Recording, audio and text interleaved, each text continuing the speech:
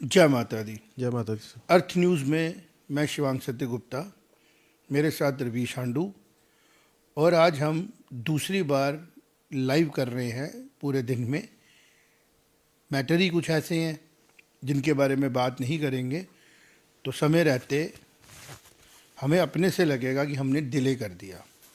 बात करनी है कि जम्मू क्यों मैटर करता है कश्मीर की स्टेबिलिटी के लिए। जैसा कि हमेशा आप देखते हैं, जब से आप मुझे देख रहे हैं, पिछले कुछ महीनों से मैंने अपने आप को अच्छे तरीके से आपके साथ इंट्रोड्यूस कराया कि हम जो भी काम करते हैं फैक्ट बेस्ड होता है। जम्मू क्यों मैटर करता है उसका जवाब हमें मिलता है आज से, जब हम जाते हैं 1800 के मिड में, जब कश्मीर एक सेपरेट एंटिटी था तो वो हमेशा इन्वेजन्स का और फॉरेनर के रूल का शिकार रहा। फॉरेन से मेरा मतलब होगा वहाँ पे था सनातन धर्म, लेकिन रूल था अफगानियों का। वहाँ था सनातन को मानने वाले लोग और रूल था वहाँ पे अरब से आए हुए लोगों का। रवीश, मैं कुछ गलत तो नहीं कह रहा हूँ? बिल्कुल बिल्कुल सर। ठीक है। अब अगर हम बात करते हैं क्या बदला आज से 150 साल पहले, अगर हम जाते हैं लगभग, तो क्या बदला? 100 साल के डोगरा रूल के बाद काफ़ी देर हो गई, 150 से भी ज़्यादा साल हो गए। क्या बदला? ये बदला कि जब वहाँ पे जम्मू के राजाओं ने कश्मीर को अपने साथ जोड़ा, कनेक्टिविटी बढ़ाई, जम्मू से कश्मीर तक सड़क पहुँचाई, फिर कश्मीर से लद्दाख तक सड़क पहुँचाई, तो क्या हुआ? कश्मीर को पहली बार एक इंटीग्रेटेड गवर्नेंस मिली और कश्मीर ने प्रॉस्पेरिटी की तरफ ध्यान दिया। कश्मीर की इकोनॉमी कश्मीर के लिए काम कर रही थी और जम्मू के राजाओं ने वहाँ पॉलिटिकल स्टेबिलिटी दी और कंटिन्यूटी दी, जिसके फलस्वरूप कश्मीर प्रॉस्पर हुआ, कश्मीर ग्रो किया, कश्मीर में सिविलाइजेशन रीस्प्रैंग हुई, दोबारा से वापस आई और कश्मीर ने एक ऐसा समय देखा 3 जनरेशनों ने कि कश्मीर लगभग प्रॉस्पेरिटी की तरफ बढ़ने की कोशिश करते हुए, आगे बढ़ते हुए स्टेबल हो चुका था। रवीश, अप टू 1931 जब इसके ऊपर नज़र पड़ी ओवरऑल अंग्रेज़ों की, और उन्होंने एम्फेसाइज़ किया कि जो जम्मू कश्मीर रियासत का हमारा एंड अफ़गानिस्तान से टच होता है और रशिया, सेंट्रल एशिया को जो रास्ता जाता है, उसको उन्होंने लेने की कोशिश की। ब्रिगेडियर घनसारा सिंह जी की वहाँ पे जो जगह थी, जिसको हम बोलते हैं गिलगित बल्तिस्तान में, वो जो थे, और वहाँ पे उन्होंने किस तरीके से महाराजा रणवीर सिंह जी पे प्रेशर डाल के वहाँ पे एक स्काउट्स बनाए, गिलगित स्काउट्स करके बनाए थे ना उन्होंने वहाँ पे। ये सारी हिस्ट्री मैं कश्मीर को बताना चाहता हूँ कि वो जो नैरेटिव कश्मीर की हिस्ट्री का देखते हैं ना रवीश, पाकिस्तान की नज़र से, उसको बंद करें देखना। अगर आप सच जानना चाहते हैं, किताबें खंगालें, आपको पता लगेगा कि कश्मीर का सेवियर अगर बोला जाएगा ब्रिगेडियर रणजिंदर सिंह जी को, जब कबाली अटैक हुआ, लेकिन जो सही सर्वाइवर कश्मीर को सेव किया वो किया जम्मू के प्लेन्स में रहने वाले हिंदुओं ने, जिन्होंने यहाँ से शहादतें दी और कश्मीर में जाके उनको जो अफगानी रूल था, जो डिस्टॉर्टेड रूल था, यहाँ से टैक्स इकट्ठा होकर सेंट्रल एशिया किसी कंट्री में जाता, उसको रोका गया। हैवी टैक्स थे ना, यहाँ के बुनकर काम कर रहे थे, यहाँ के हैंडीक्राफ्ट काम कर रहे थे, और पैसा कहाँ जा रहा था? किसी और किंगडम को प्रॉस्पर करने के लिए। लेकिन जब जम्मू आया तो वो पैसा कहाँ लगा? कश्मीर में। वहाँ पे आप अगर आप ध्यान से देखें, जो इंफ्रास्ट्रक्चर बना, गुलमर्ग में अगर आप जाएं या आप पहलगाम में आएँ, ये सारा इंफ्रास्ट्रक्चर अल्टीमेटली स्लोली ग्रेजुअली कब डेवलप हुआ? जब वहाँ स्टेबल गवर्नमेंट आई, और महाराजा की गवर्नमेंट जब आई, वहाँ से स्टेबिलिटी शुरू हुई। ये बात आज मैं क्यों कह रहा हूँ? इसलिए कह रहा हूँ कि कुछ ही साल हुए हैं, 70-80 साल हुए हैं इस चीज़ को गए हुए, कश्मीर स्टेबल ही नहीं हुआ है। अब जैसे ही समझे जम्मू के प्लेन्स का रूल ख़त्म हुआ, जम्मू के प्लेन्स की पॉलिटिकल क्लैरिटी से कश्मीर बाहर आया, आज तक स्टेबल नहीं हुआ है। और आज ये हालत हो गई है, कश्मीर ने पहले एक बहुत बड़ी अपनी कहते लॉस होता है। देखिए, किसी भी कंटिन्यूटी सिविलाइजेशन में ना एक खूबसूरती होती है डाइवर्सिटी की। कश्मीर ने पिछले 30 सालों में अपनी डाइवर्सिटी खो दी। रिलीजियस डाइवर्सिटी थी वहाँ पे, फेथ की डाइवर्सिटी थी। अगर वहाँ पे मैं कह रहा हूँ मुस्लिम्स भी रह रहे थे, लेकिन वहाँ पे भी एक डाइवर्सिटी थी। क्या डाइवर्सिटी थी? मज़ारों को मानने वाले भी थे, सूफियों को मानने वाले भी थे ना, कश्मीरी पंडित भी थे, महाजन कम्युनिटी के लोग भी थे, सिख्स थे तराल में। एक डाइवर्सिटी थी ना, खूबसूरती थी वैली के अंदर। लेकिन पिछले 30 सालों में आस्ता आस्ता वो डाइवर्सिटी खत्म हो गई। जहाँ डाइवर्सिटी खत्म होती है ना, वहाँ सिविलाइजेशन बड़ी देर तक सिविलाइज नहीं करती हैं। अब अगर हम पिछले 3 सालों को देखें, टेररिज्म वहाँ आया, मार कार वहाँ पड़ी, ठीक है, सबसे ज्यादा लूजर कौन रहा? Kashmir as a whole valley की बात अगर मैं करूं, बिल्कुल। सेव कौन रख सका अपने आप को स्टेट में? जम्मू। क्योंकि जम्मू ने हमेशा क्या रखा अपने अंदर? सिविलाइजेशनल स्टेबिलिटी रखी, पॉलिटिकल स्टेबिलिटी रखी और अलाइनमेंट क्लैरिटी के साथ रखी। जम्मू कभी किसी प्रोवोकेशन का शिकार नहीं हुआ। आपको क्या लगता है जिन ताकतों ने कश्मीर को प्रोवोक किया होगा, कश्मीरी लोगों के माइंड को रेडिकलाइज किया होगा, वो ताकतें जम्मू में नहीं आई थी? मुझे याद है हम छोटे थे, जम्मू में भी टेररिज्म ने अपना पाँव पसारा था और जम्मू तो दोहरे टेररिज्म का मार खा रहा था। जम्मू पाकिस्तान द्वारा स्पॉन्सर्ड, पंजाब के द्वारा रूट हुआ टेररिज्म भी फेस कर रहा था और कश्मीर का भी शुरू किया फेस करना उसने। और यहाँ पे एक किस्म की दोहरा अटैक जम्मू पे हुआ। 89 में जम्मू में जो हालात थे आपको नहीं पता, आप छोटे थे, जो लोग देखे खंगाले, यहाँ पे कितना एक्टिविज्म था, जो खालिस्तान सिंपैथाइजर थे वो कितने एक्टिव थे जम्मू के इलाकों में, थे ना।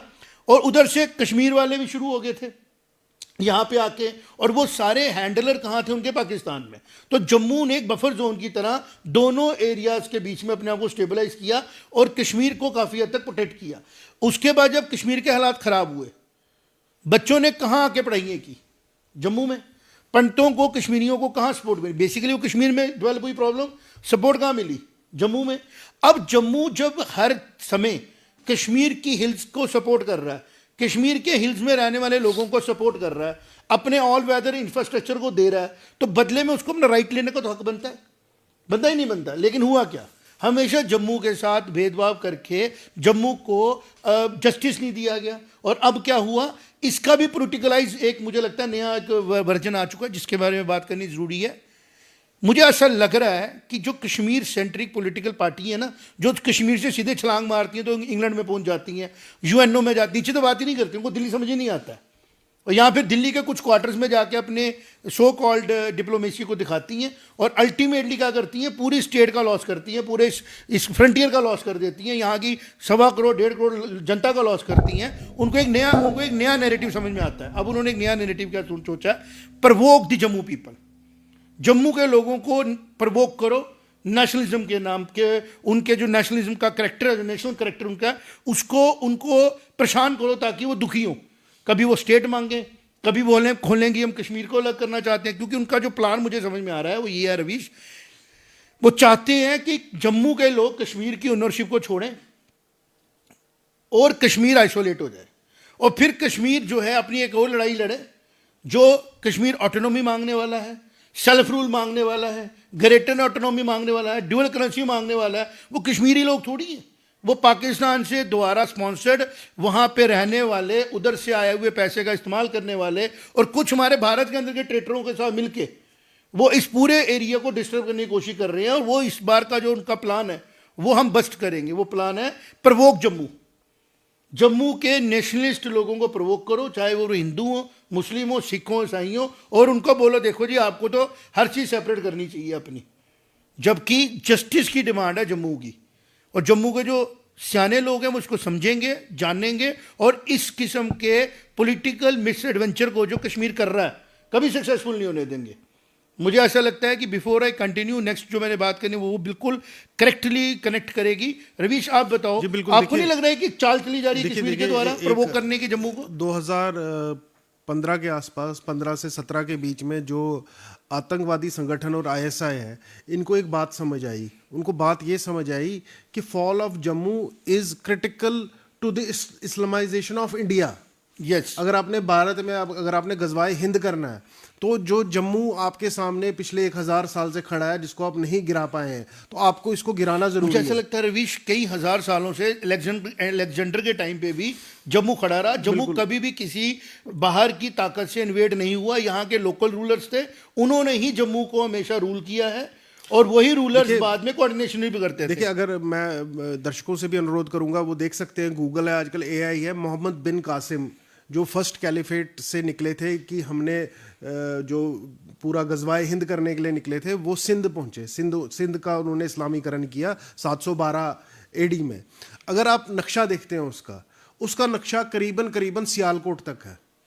जो उसके साम्राज्य का नक्शा है वो करीबन करीबन सियालकोट तक है, लेकिन सियालकोट से आगे वो नहीं बढ़ पाया। और उसके बाद भी 7 से 12 से आज तक हमारे पास कोई ऐसा ऐतिहासिक सबूत नहीं है कि यहाँ पर मुस्लिम्स का राज रहा। जो जम्मू की हमारी हिल प्लेन्स है, बिल्कुल, यहाँ पे किसी एक्सटर्नल रूलर का राज रहा। यहाँ के रूलर हमेशा यहाँ के लोकल राजे थे, लोकल डायनेस्टीज। अब देखिए क्या हो रहा है, अब देखिए हो क्या रहा है। अब इस हिस्टोरिक बात को देख के और जो ऑपरेशन जिब्राल्टर था 1989 का, उसको असफल होते हुए देख और उसका रीज़न समझने के लिए जब वो समझे तो एक बात समझ आई कि जम्मू एक मैं कहूँगा बहुत एक कड़ी है, एक इम्पॉर्टेंट कड़ी है जो भारत के साथ जोड़ती है जम्मू कश्मीर को। तब से इस प्लान को अमल में लाया गया कि कैसे हम, जैसे हमने आपको याद होगा 2018 में एक इशू निकला कि डेमोग्राफिक चेंज हो रहा है जम्मू का, एनसर्कल हो रहा था जम्मू। रोहिंग्या देखिए कहाँ से, और वो जम्मू में ही क्यों लाए, इतने दूर से इधर आए वो। तो ये सारा क्यों लाएंगे? ये सारा जो सारा तंत्र चल रहा है, ये सारा तंत्र जम्मू को कमजोर करने के लिए चल रहा है। ड्रग्स लाई गई यहाँ पे, ड्रग्स के कार्टेल बनाए गए। तो अब देखिए, अब समझने वाली बात ये है कि जम्मू अब तक खड़ा है और खड़ा भी रहेगा, लेकिन सेंट्रल गवर्नमेंट को इस चीज का संज्ञान लेना चाहिए कि अगर हम राष्ट्रवादी लोग हैं जम्मू कश्मीर के, अगर तो की बात ही नहीं आई है, कहने का मतलब हमें सशक्त कीजिए, आप अब हमें शक्ति दीजिए ताकि हम इसको कंट्रोल कर पाए। हाँ, जो डिसीजन जम्मू के लिए लिए गए, जब यहाँ पे आपको डिलिमिटेशन करना था तो आपने डिलिमिटेशन करना था पॉपुलेशन सेंसिस होने के बाद। बिल्कुल, आपने इसको जल्दी में किया और फिर एक गलती आपने कर दी। बिल्कुल, और जब आपके पास यहाँ पे टाइम था उन एक्ट्स को रिव्यू करने का, देखिए आपसे गलती क्या हुई। मैं बड़ा ब्लंटली बोलूँगा, क्योंकि आज नहीं बोलूँगा तो शायद कभी हिस्ट्री माफ़ नहीं करे, कि जो पॉलिटिकल सेटअप आपने यहाँ पे देखा। आप देखें एलजी साहब ने 5 लोग यहाँ से बर्खास्त किए, कितने लोग बर्खास्त हो रहे हैं? ये तो सरकारी मुलाजिम बने हैं after the due checking by the police department. इनको एनओसी लेनी पड़ती है। पहले उन सीआईडी वालों को पूछा जाए कि उस टाइम वो कौन लोग थे जिन्होंने इनको एनओसी दी। आप समझे ना। और आज कितने सीनियर ऑफिसर्स भी होंगे जो इनग्रेन्ड है, जो 370 तोड़ने के बाद भी इनके लेफ्ट राइट पे घूम रहे थे, और उन्होंने ऐसी चीजें करवा दी कि उन 5 सालों में भी जम्मू के लोग अपनी बात करते करते रह गए। बात समझ में आई ना। आज मीडिया है, ओपन बात हो रही है, हर एक आदमी को अपने एक्सपीरियंस बात करनी है। और ये जो एक प्लान दिख रहा है ना, जिसकी कड़ी आज जुड़ी, तभी मैंने कहा रात को 11 बजे मुझे लाइव करना है, तेरे को मैंने बुलाया। कारण क्या था, मैं ये स्मेल कर पा रहा था कि प्रोवोकेशन हो रही है, जानबूझ के आपके क्रिकेट की टीमों में गड़बड़ की जा रही है, जो रेलेवेंट पब्लिक को कनेक्ट करती है चीजें। जानबूझ के ऐसा लग रहा है कि प्लान बनाया गया है, एक स्ट्रेटजी के तहत प्रोवोक करो जम्मू को, ताकि जम्मू खुद ही बोले मुझे अलग करो, ठीक है। और जब वो अलग की बात करे हम आइसोलेट हो जाएंगे। जब हम आइसोलेट हो जाएंगे, कभी ना कभी स्टेट मिलेगी 10 साल 15 साल 20 साल के बाद, तब हम जो है उस टीम पे उस स्टेट के अंदर अपने हिसाब से डिसीजन लेंगे और हम लोग जो अपना जिसे सोया सपना पूरा करेंगे। This is something very serious Ravish. बात करनी है कि प्रोवोकेशन नहीं करें, अपना हक लेना है, कश्मीर को साथ रख के अपना हक लेना है। कश्मीर को हमारे बुजुर्गों ने अपनी ब्लड को दे के लिया है, वो किसी ने खरात में जम्मू के साथ नहीं जोड़ा है। जम्मू के लोगों ने, हजारों लोगों ने अपनी जान दी है। महाराजा गुलाब सिंह ने जंगें लड़ी हैं, उनके सुपुत्र रणवीर सिंह जी ने जंगें लड़ी हैं, ऐसे नहीं लड़ी ना। जोरावर सिंह ने जंगें लड़ी हैं, कश्मीर मेहता बस्ती राम ने जंगें लड़ी हैं, खून बहाया वहां जाके, कश्मीर को आजादी दिलाई उस जमाने में। 200 साल का जोड़ा क्रूअल रूल था। मैं आपको बता रहा हूं ना, जोड़ा उसको एग्जिट दिया। और जब मॉडर्न टाइम की अगर हम बात करें, जब कश्मीर में चिल्ले कलान होता है तो बच्चे कहाँ के पढ़ते हैं, फैमिलीज कहाँ रहती हैं, गवर्नमेंट 12 महीने कैसे स्मूथली चलती है। अगर आज की डेट में जम्मू अपनी स्ट्रेंथ समझ लेगा ना आम आदमी, तो कॉन्फिडेंट हो जाएगा। किसी आदमी को आपने पिछली 2 जनरेशनों में कहा है तू कुछ नहीं कर सकता, कुछ नहीं कर सकता। आज I am thankful to my friend Junaid Hashmi, भाई हैं छोटे, जिस तरीके से उन्होंने पावर के ऊपर बात की है। मैं कहता हूँ और भी जर्नलिस्ट जो हमारे जम्मू में काम कर रहे हैं, आप काम करें। इवन जो स्टूडेंट ऑफ जर्नलिज्म है, कि वो देखेंगे जम्मू में। एक और चीज़ फिर मेरे को भी अच्छा लगा, तभी मैंने किया कि शाम को बैठ के, एक तो पावर जनरेशन उन्होंने बताया कि कश्मीर कितना डिपेंडेंट है जम्मू पे। दूसरा, कश्मीर में मोस्टली सिंगल क्रॉप साइकिल है, 12 महीनों में 1 क्रॉप साइकिल है। जम्मू के प्लेन्स में हमारे 2 फुल फ्लेज्ड क्रॉप साइकिल है। कश्मीर में एक छोटा साइकिल है, एक बड़ा प्रॉपर एक साइकिल ही है फुल फ्लेज्ड। जम्मू में 2 फुल फ्लेज साइकिल है क्रॉप के, एग्रीकल्चर फूड प्रोड्यूस करने के। तो वो भी जम्मू को एज है। तो कश्मीर को अपनी प्रोस्पेरिटी के लिए डिपेंड किस पे होना था? जम्मू पे। और कश्मीर ने जिस पे डिपेंड होना था उसको वीक करने की कोशिश की, लेकिन वो वीक इसलिए नहीं हुआ क्योंकि जम्मू के लोग इंड्योरेंस वाले हैं। हमारा नेशनलिज्म हमें स्ट्रेंथ देता है, लड़ने की ताकत देता है, नेगेटिविटी से, पाकिस्तान की क्रॉस बॉर्डर टर्न से, पॉवर्टी से, रॉन्ग प्लानिंग से। और आज हमारे पास ताकत है टेक्नोलॉजी की, बात करने की। तो अगर जम्मू के बच्चे एनएलयू मांग रहे हैं, क्या फर्क पड़ जाता है कहने का? और ये देखिए कहाँ जोड़ रहे हैं। आईआईटी आईएम की बात अगर आप कर रहे हैं तो हिस्ट्री में जाके देखें, कश्मीर में आपके पास इंफ्रास्ट्रक्चर जम्मू से हमेशा ज्यादा था, हमेशा। ये तो शुक्र है 370 टूट गया, नहीं तो कश्मीर ने जम्मू को, तो मुझे लगता है एक मैंने बनाया हुआ था कि आहिस्ता आहिस्ता इनकी ऑक्सीजन, जैसे वो फ्रॉग एक्सपेरिमेंट नहीं होता, आहिस्ता आहिस्ता टेम्परेचर बढ़ाओ, फ्रॉग अपनी मौत मर जाएगा और हम जो है ओवरटेक कर लेंगे। ये तो सेंटर का थैंक यू करना चाहिए कि सेंटर की सरकारें बदली, क्योंकि जम्मू हमेशा सेंटर के साथ चला हिस्टोरिकली। अगर सेंटर में जैसी सरकार थी, जम्मू ने वोट अपना उसी हिसाब से डाला, और कश्मीर ने हमेशा अपोजिशन डायरेक्शन में गए।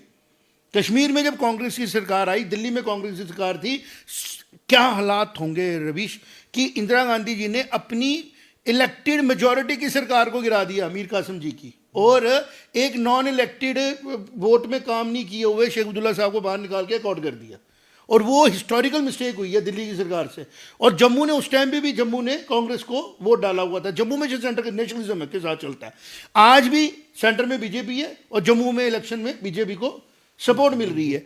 ये जम्मू की माइंडसेट है, पब्लिक का, हमारी जनरेशनों का माइंडसेट है कि नेशन फर्स्ट है। और कश्मीर का भी ऐसा था, लेकिन because of the pumping of money, पत्थर मारने के पैसे मिलने, हवाला का पैसा आना, ड्रग कार्टेल से पैसा आना, उस सारों से एक लत लग गई लोगों को कश्मीर में फ्री बैठ के खाना खाने की, और उन लोगों ने वो पॉलिटिक्स करना शुरू कर दी। और फिर वो फोर्सफुली अपीज करते थे, किसको? ब्लैकमेल करते थे दिल्ली को। आज दिल्ली को समझना पड़ेगा कि ये चीज जो हो रही है, इसको समझें कि कश्मीर के कुछ लीडर जम्मू में प्रोवोक कर रहे हैं, जहां उनको मौका मिल रहा है इंजस्टिस कर रहे हैं, और उसके रिजल्ट में क्या हो रहा है? जम्मू एलिनेट हो रहा है। जम्मू कह रहा है मुझे सेपरेट बना दो। मतलब जम्मू का इंटेलिजेंसिया ये बताना चाहिए कि हम खुद एग्जिस्ट करने में ताकतवर हैं, आप नहीं हो।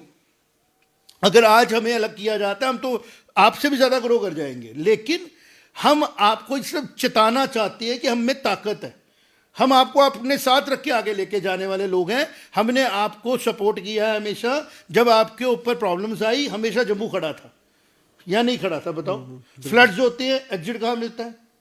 एक फैमिली को अपने बच्चों के लिए, अपनी फैमिली के लिए सेफ घर चाहिए। जब अफगानी टेररिस्ट घुस गए थे पूरे कश्मीर में, हिल्स पे, हर जगह पे, तो वहां के लोग कहाँ आके सेफ्टी महसूस कर रहे थे? जम्मू में। जम्मू में उनको कभी डर लगा? जम्मू के किसी लोकल से परेशानी हुई? तो आप ये बताएं, जो जम्मू इतना स्ट्रांग है कि खुद को भी सस्टेन कर पाता है, आपको भी हेल्प कर पाता है, आप अभी उसको इतना डिमोटिवेट करते हो, तब भी वो खड़ा है।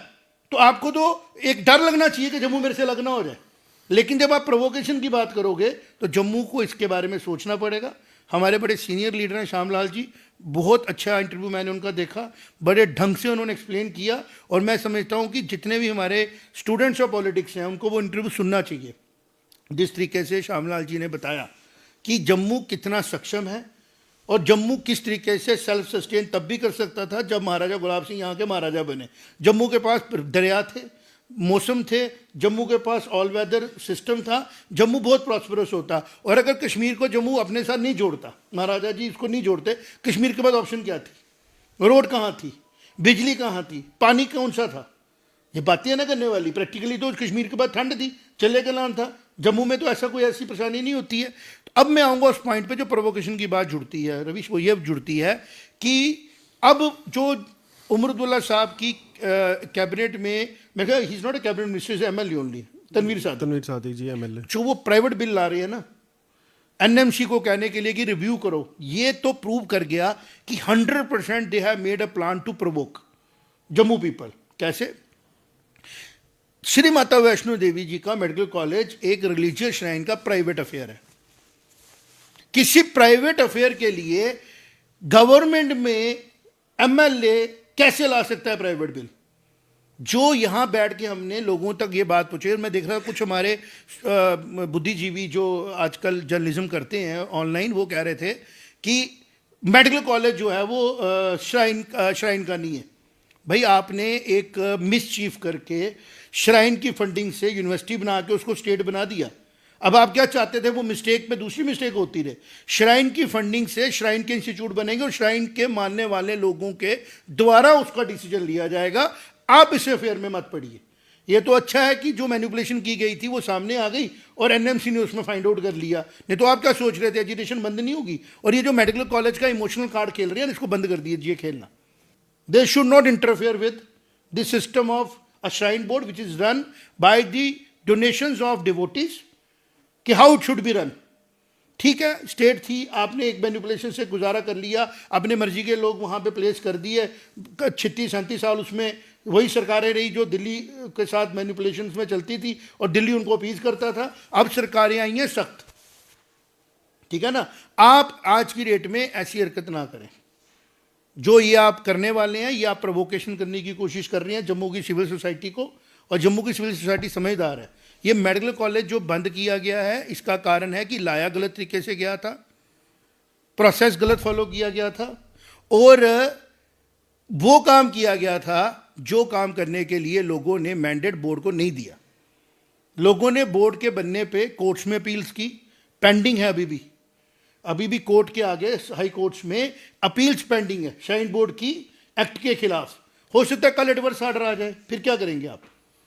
तो इसलिए जब तक किसी चीज की लेजिटिमेशन नहीं होती है, तब अब मैंने जो कहा कि आप इंटरफेयर ना करें। अगर आपको मेडिकल कॉलेज चाहिए आप बनाएं अपना। देखिए मुझे एक बात बताएं, ये एक मानसिकता क्या है कि अगर मेडिकल कॉलेज कोई आएगा तो वो कश्मीर के लिए आएगा। क्यों? गवर्नमेंट दोनों की है, जम्मू कश्मीर की है, पहले लद्दाख की भी थी। आपने मानसिकता जो बनाई है ना कि जम्मू कश्मीर की गवर्नमेंट का मतलब है government of Kashmir only, Jammu पीछे चले, वो नहीं चलेगा, वो चलेगा नहीं। When it is the government of Jammu Kashmir, जो भी इंस्टीट्यूट आप बनाएंगे हर कौम का, हर जात का बच्चा वहां आगे पढ़ेगा। श्राइन बोर्ड अगर इंस्टीट्यूट बनाता है कोई, तो वो वैसा ही बनेगा जैसा श्राइन बोर्ड के मानने वाले लोग चाहेंगे। अगर आप उसमें इंटरफेयर कर रहे हैं तो that will be taken care by constitution and taken care by the people those who have faith in that organisation. आप उसमें इंटरफेयर ना करें। मेडिकल कॉलेज बंद कराने वाले लोग हैं, मेडिकल कॉलेज बंद करा दिया, आपका कमेंट जो है ना वो प्रवोक कर रहा है।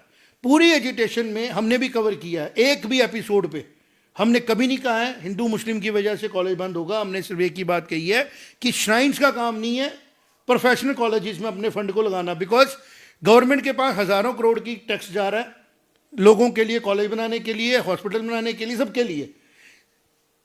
रिलीजन को प्रमोट करने के लिए सिर्फ श्राइन्स के पास है डोमेन। और आपसे मेरा मतलब है सारी सरकारों ने हिंदू श्राइन से वो राइट भी ले लिया, और राइट तो लिया, चलो बैंकों में रखते, अब उस राइट से आप स्टेट के काम करेंगे, आप पब्लिक का काम करेंगे। जो बिल में इसमें लिखा गया हाईली प्रोवोकेशन है कि मेडिकल कॉलेज बनाने में पब्लिक फंड लगा हुआ था, और अगर ऐसा है और अगर हमसे छुपाया गया, पब्लिक डोमेन में नहीं है, ट्रांसपेरेंसी नहीं रखी गई है, तो हम डेफिनेटली इसके अगेंस्ट रिक्विजिट जो एजेंसीज है कंप्लेंट भी डालेंगे कि क्या सच में श्राइन बोर्ड ने झूठ तो नहीं बोला कि भाई हमने श्राइन के फंड यूज किए हैं और अंदर से आपको पता हो कि किए हैं, उन्होंने स्टेट से फंड लिया है। अगर ऐसा है तो ओपन में आए, ये जो बयानबाजी ना करें, देखिए फैक्ट्स बताएं Ravish, they have to speak the fact. वो खसरा नंबर बताएं स्टेट लैंड का वहां की, वो पैसे की हमें बताएं कि कौन सी ट्रेजरी के फंड से श्राइन बोर्ड में पैसा गया, फिर हम उसको एक्सेप्ट करेंगे और हम उसको फिर डिपेंड भी नहीं करेंगे। फिर हम श्राइन बोर्ड को समझेंगे कि श्राइन बोर्ड के पास जब अपनी फंडिंग थी उसने स्टेट से पैसा क्यों लिया। आप ये इसलिए कह रहे हैं क्योंकि आपने एक मैनिपुलेशन के तहत 98 में आपकी सरकारें थी, आपने यूनिवर्सिटी को एक्ट पास करा के स्टेट यूनिवर्सिटी बना दिया, पैसा लिया श्राइन से, बनाई स्टेट यूनिवर्सिटी। अब आपको लग रहा है कॉलेज स्टेट यूनिवर्सिटी का, तो आपकी इन्फॉर्मेशन सुधार देता हूं। जो लोग आपको इन्फॉर्मेशन दे रहे हैं तनवीर सादिक साहब, उनको सुधारें। ये मेडिकल कॉलेज श्राइन बोर्ड का डायरेक्ट एंटिटी का कॉलेज नहीं है। ये मेडिकल कॉलेज श्राइन बोर्ड ने श्री माता वैष्णो चैरिटेबल ट्रस्ट बना के, सोसाइटी बना के, उसके थ्रू मूट किया था। और जब हम लोगों ने उसके फैक्ट सामने लाए, हमें पता लगा एक तो डेफिशिएंसीज थी उस कॉलेज में, दूसरा उसकी लीगल डेफिशिएंसी भी थी। अब तीसरा जो आप ये बिल इंट्रोड्यूस कर रहे हैं, आप इसको प्रोवोकेशन की तरफ लेके जा रहे हैं कि जैसे आप एजुकेशनल सिंपैथाइजर थे। मुझे बताओ रवीश जी, जब स्कूल चल रहे थे श्रीनगर में, कितने एनसी के लीडर सड़क पे आए थे? आपको याद है 5 साल पहले, बिफोर 370 स्कूलों को आग लगाई जा रही थी, स्कूल फूके जा रहे थे। एक भी एनसी के लीडर की मुझे स्टेटमेंट बताएं जिसने आके बोला होगा कि मैं बिल लाऊंगा जी, स्कूल मत फूको। तब ये चुप करके बैठे हुए थे। कितने? Can you tell me? कितनी देर इंजीनियरिंग कॉलेज के बच्चों को जम्मू में आके पढ़ना पड़ा? चलते हुए कॉलेज से बच्चों को जम्मू में आके पढ़ना पड़ा। तब आप कहां सोए हुए थे? 91 92 में REC श्रीनगर था, उनके बच्चों को किसी को दिल्ली भेजा, किसी को बाहर भेजा, किसी को जम्मू GCD में डाला गया।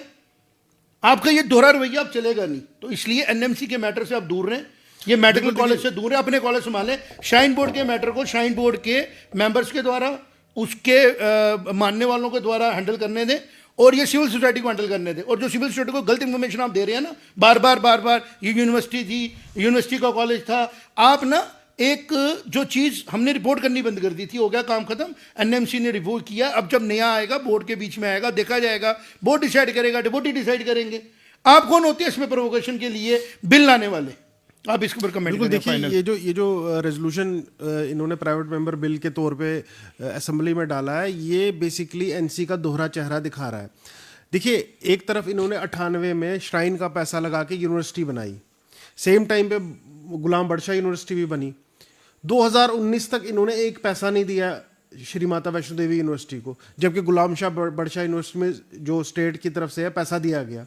अब जब ये प्रूव हो गया कि मेडिकल कॉलेज गलत है, और इसके जब ये बना या इसके चाल चलन में सरकार ने कोई भी पार्टिसिपेशन नहीं किया, ना ही कोई पैसा दिया इनको, अब ये क्लेम कर रहे हैं कि नहीं जी ये मेडिकल कॉलेज तो गवर्नमेंट के फंड का बना हुआ है या सरकारी पैसे का बना हुआ है। तो ये बेसिकली इनका दोहरा करैक्टर और दोहरा चेहरा इनको प्रूव करना पड़ेगा कि गवर्नमेंट का पैसा लगा होना चाहिए। देखिए, नहीं तो अगर ये बिल में उन्होंने लिखा कि गवर्नमेंट के पैसे से बना है, तो ये गवर्नमेंट का पैसा पता है किसको बता रहे हैं रवीश? ये गवर्नमेंट का पैसा बता रहे हैं जो यूनिवर्सिटी में इन्होंने आखिरी 3 साल में फंड दिया हुआ है। और अगर उसमें 1 इंच भी स्टेट लैंड होगी ना, मैं रिक्वेस्ट करूंगा श्राइन बोर्ड के मेंबर्स को स्टेट लैंड विकेट करें वहां से, क्योंकि ये आपने क्या किया, एक पूरे मतलब रात भर काम करता रहा एक इंसान, सुबह आके आपने, जैसे वो जोक भी है ना कि छिप बनाई किसी ने और ऊपर आके लिख दिया उसने मेड बाय मी, ये वैसे ही कुछ हुआ ना एक्सरसाइज। अभी भी जो DC साहब वहां पे थे, जिनको कलेक्टर को रिस्पॉन्सिबिलिटी दी गई थी लैंड एक्विजिशन की, पैसा आज तक उधर पड़ा हुआ उनके पास, श्राइन बोर्ड के द्वारा डिवर्टेड पैसा। और मेडिकल जो ये हॉस्पिटल जो क्लेम कर रहे हैं मेडिकल कॉलेज के साथ, उसमें भी श्राइन बोर्ड ने फंडिंग की है। आप मुझे बताएं श्राइन बोर्ड को क्या फंड दे रहे थे? नहीं दिया। तो फिर हम खंगालेंगे श्राइन बोर्ड का कितना पैसा आपके पास पड़ा जिसका इंटरेस्ट फ्री आपने इस्तेमाल किया है। बिल्कुल, अगर इन्होंने कोई मुझे ये भी बता रहा था बड़शाह को दिया, इनको देना बनता था। सेम पैरामीटर से बने थे दोनों। This is what I am saying कि जो मैंने कहा, आप चूज तब करें किसी चीज के बारे में जब आपके वहां पे स्टेट के राइट्स हो। और अगर आप ये स्टेट राइट्स कह रहे हैं तो एक और बड़ा प्रोटेस्ट आना चाहिए, सिविल सोसाइटी को आके बोलना चाहिए हमें तो पता नहीं था श्राइन माता वैष्णो देवी की गवर्नमेंट की है। जबकि फैक्ट क्या था? फैक्ट ये था कि श्राइन के हिस्टोरिकल रिकॉर्ड्स में राजाओं ने वो लैंड कभी क्लेम ही नहीं की, वो माँ वैष्णो देवी के नाम से गर्दोरी है उस जगह की। मेरी बात समझ में आई? और वो लैंड माँ वैष्णो देवी जी के द्वारा स्टैब्लिश्ड मानो आप जगह है, और चूंकि स्टेट में ताकत होती है, राजा वहां जाके श्रद्धा करते थे, ये वहां जाके डिसीजन ले रहे हैं, ये उसके डिसीजन माता रानी से पूछ के थोड़ी ले रही है, ये उसके डिसीजन भी कॉमन सेंस से ले रहे हैं। ये से मेरा मतलब है, चाहे जगमोहन जी थे उनका बोर्ड मेंबर थे, चाहे आज जो बोर्ड मेंबर आए, आपकी इंटीग्रिटी पे कोई डाउट थोड़ी कर रहा है, ऑनेस्ट है, मेहनती है, बट आपका विजन क्लियर नहीं है, आप रिलीजन को लेके क्लियर नहीं है, आपको रिलीजियस प्रैक्टिस को लेके क्लैरिटी नहीं है, देव धर्म का इस्तेमाल कहीं और किया नहीं जा सकता सिवाय उस टेम्पल पे। आपने तो अलाउ कर दिया गोल्ड पिघलाना, गोल्ड को पिघला के इस्तेमाल करना। कहाँ पे मुझे बताइए लिखा हुआ है कि अभी भी आप साउथ के टेम्पलों में जाओ, खजाने होते हैं ईश्वर के, माता रानी के खजाने, जो चेंज वहाँ नीचे पड़ी होती थी ना, उसको नहीं उठाते थे वहाँ से, वहीं से उठा के भक्तों को दे देते हैं। वहाँ से उठा के कोई काम क्यों नहीं किया जाता? बताएं मुझे आप ज़रा। नहीं किया जाता क्योंकि हर एक पूजा को करने का एक बुक है, उस बुक को फॉलो करना होता है। आज जो मैं ये कह रहा हूँ उसको समझने की ज़रूरत है। मेडिकल कॉलेज में बार बार डिबेट ना करें, फैक्ट्स जो जाने फैक्ट नहीं है। मैं अपलोड करूँगा सारे जो डॉक्यूमेंट्स हैं।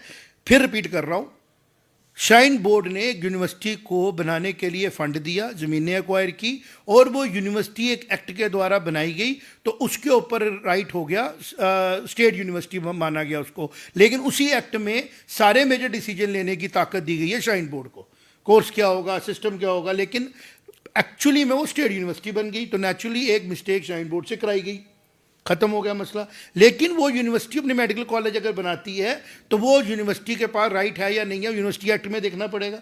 चूंकि ये यूनिवर्सिटी स्टेट की थी और मेडिकल कॉलेज स्टेट का हो जाता, श्राइन बोर्ड ने एक नया एंटिटी बनाया जिसका नाम है श्री माता वैष्णो देवी चैरिटेबल सोसाइटी, और उस सोसाइटी को मैंडेट दिया आप मेडिकल कॉलेज अप्लाई करो। और श्राइन बोर्ड ने कहा हम आपको एक जगह दे देते हैं, उस जगह में आप बनाओ, और हम अपना कॉर्पस फंड भी हम देंगे। यहीं पे हमने हाईलाइट किया कि इस कॉलेज को लाने पे एक मैनिपुलेशन की गई है एडमिनिस्ट्रेटिव, जो लीगली करेक्ट है, मॉरली गलत है, और भक्तों से झूठ बोला गया है, छुपाया गया है कि ये मेडिकल कॉलेज श्राइन बोर्ड का है। ये बेसिकली एक सोसाइटी का मेडिकल कॉलेज है जिसको एज ए प्राइवेट लाया गया।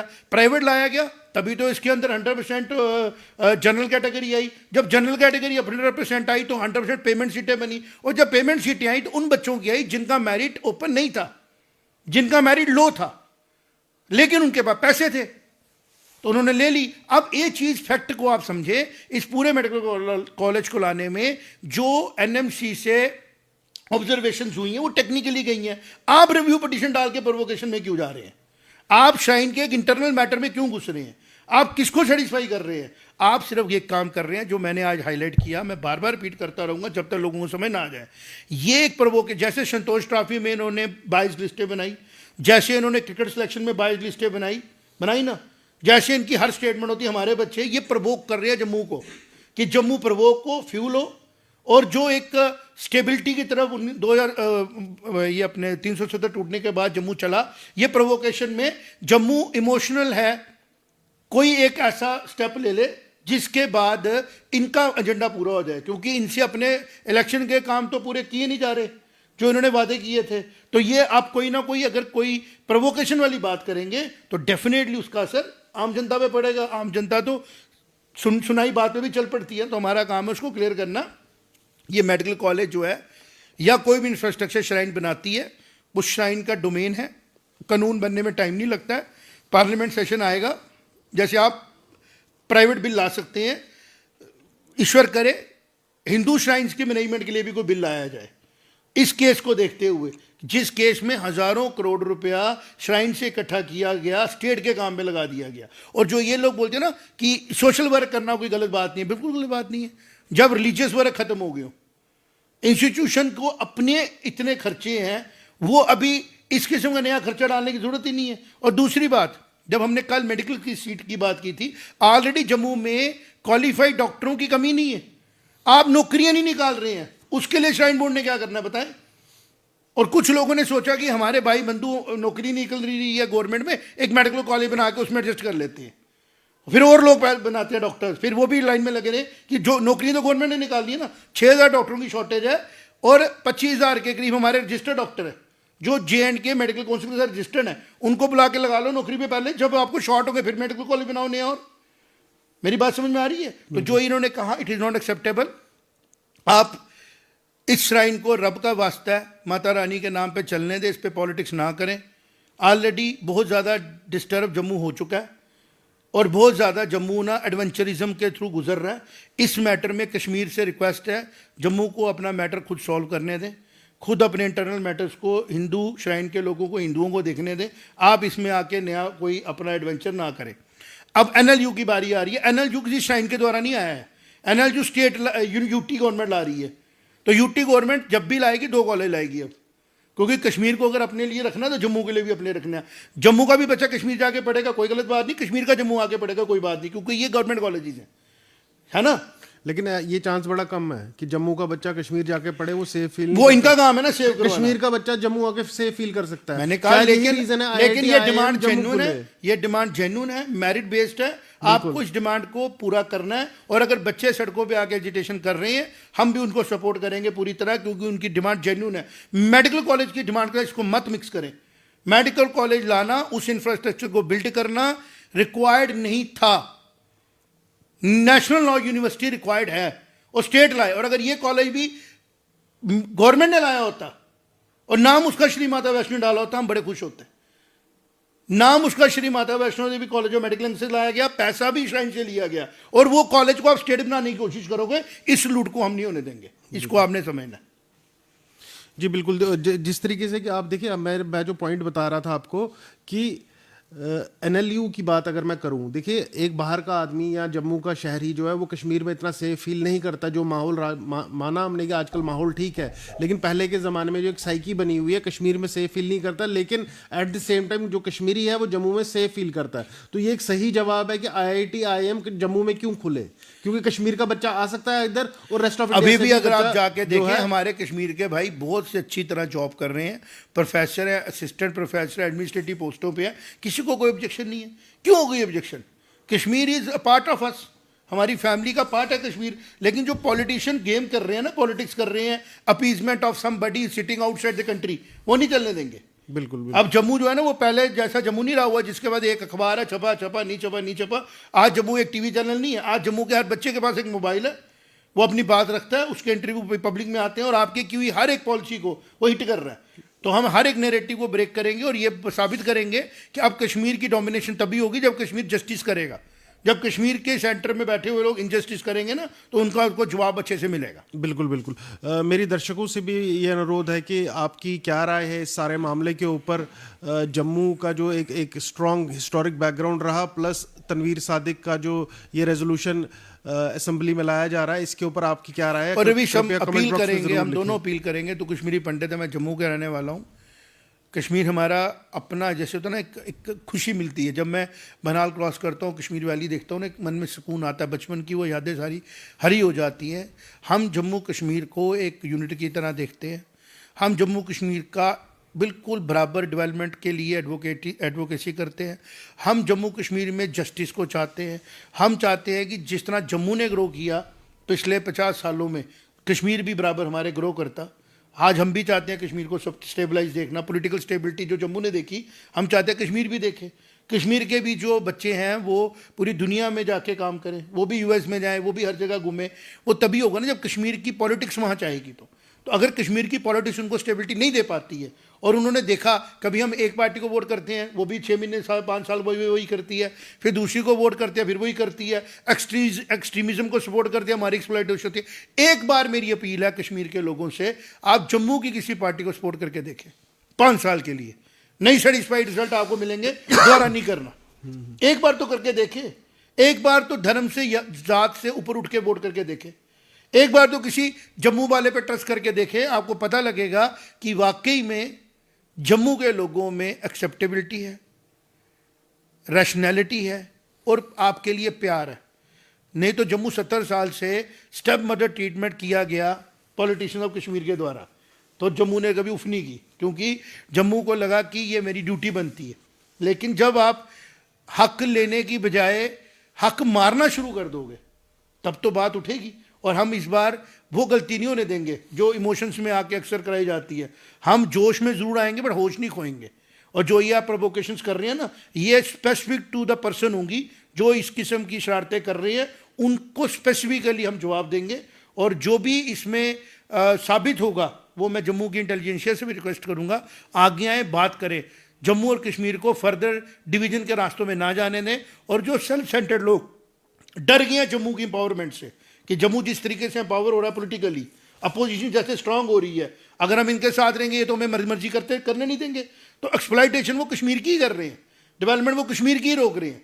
लेकिन जम्मू से उनको जो डर लगा ना, उसका रास्ता उन्होंने निकाला, प्रवोक दी जम्मू, ताकि जम्मू अपनी स्ट्रेंथ लेके साइड पे हो जाए। और हम जिस तरह कश्मीरियों को, जिसका मैं बोलूँगा ना, बेफूल करते रहेंगे वहाँ बैठे हुए लोगों को कि वैली के वहाँ पे कोई बाबा है वो आपको मारेगा, जबकि वैली के अंदर पूरी दुनिया है, टनल क्रॉस हो रहा है, ट्रेन पहुंच रही है। कश्मीरी लोग देखेंगे ना दुनिया को जाके, उनको समझ आएगा हमें तो बेवकूफ़ बनाया गया। मेरी बात समझ में, क्योंकि कश्मीरी सेकुलर भी है जम्मू वाले की तरह, आम कश्मीरी वो अच्छा इंसान भी है, हिस्टोरिकल सिविलाइजेशन 5000 साल पुरानी, उनके डीएनए में पीस है। लेकिन जो बाहर से लाया गया प्रोवोकेशन है ना, उसको ख़त्म करना ज़रूरी है रवीश। और कश्मीरियों को मेरी रिक्वेस्ट है, जम्मू में इतनू सा भी आपके प्रति कोई नेगेटिविटी नहीं है। जो श्राइन बोर्ड के मसलों को लेकर आपको प्रोवोक करने की कोशिश की जा रही है, पहली डिमांड श्राइन बोर्ड ने की थी, बच्चों को प्राइवेट कॉलेज से गवर्नमेंट में डाला गया, और वो भी राइट उमर अब्दुल्ला सरकार को दिए गए कि आप डालो जहां डालना है, एनएमसी ने कहा आप करो, हम आपको राइट देते हैं। सुपर न्यूमररी सीट बना के दी कि जो बच्चे ने 25 लाख रुपया देना था, उस बच्चे को कोई सरकारी फीस देनी पड़ेगी। आप बताएं कितना बढ़िया डिसीजन लिया। हमारा प्रॉब्लम था बोर्ड के वर्किंग के साथ कि जम्मू के श्राइन बोर्ड ने जम्मू के श्राइन में जम्मू के लोगों को कॉन्फिडेंस में लिए बगैर डिसीजन लिए, और वो डिसीजन जम्मू के लोगों को पसंद नहीं आए। हिंदू मुस्लिम का कोई लेना देना नहीं था, उसमें थी एक टेक्निकल फ्लॉ, जो कि जितनी भी अगर कश्मीर में कल को कोई ऐसी श्राइन हो जहां कश्मीर के बच्चों को पूछे बगैर कश्मीर के श्राइन के लोग कोई डिसीजन ले, तो डेफिनेटली हम उसी तरह उनके लिए भी लड़ेंगे, क्योंकि रिलीजियस जो मैटर्स होते हैं ना वो बड़े सेंसिटिव होते हैं, उनमें पॉलिटिक्स नहीं करनी होती। और जो जर्नलिस्ट भी इसमें पॉलिटिक्स करें उनको भी रिक्वेस्ट करूंगा थोड़ा सा होमवर्क कर लें, फैक्ट के साथ लोगों में जाएं। बड़ा आसान होता है प्रोवोक करना, संभालना मुश्किल होता है। जम्मू कश्मीर को एक यूनिटी की तरह मेहनत करनी है और हमने कोशिश करनी है कि हम अपने जीते जी जम्मू कश्मीर लद्दाख को फिर से एक यूनिटी की तरह देखें, with strong borders and strong internal economy. वो तभी होगा जब गवर्नेंस सीधी होगी और करप्शन फ्री जम्मू कश्मीर चलेगा। बिल्कुल। धन्यवाद हमसे जुड़ने के लिए। जय माता दी। जय माता दी।